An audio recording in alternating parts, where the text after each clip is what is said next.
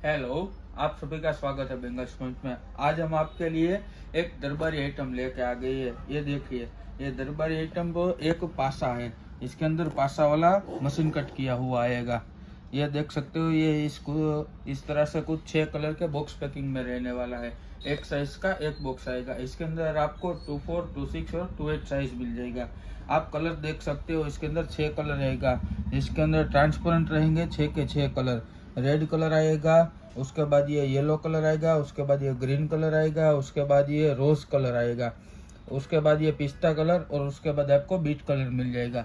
ये 6 के 6 कलर का एक साइज का बॉक्स आपको लेना रहेगा। जैसे कि आपको साइज वाइज ऑर्डर देना है तो बॉक्स के साइज वाइज ऑर्डर देने रहेंगे। एक साइज का एक ही बॉक्स आएगा। हमारा पूरा काम होलसेल का है, तो ये आपको बिल्कुल होलसेल में ही मिलेगा।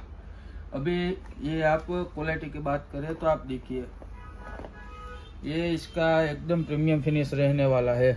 आप देख सकते हो ट्रांसपेरेंट है, कितना मशीन कट का आप क्वालिटी देखिए,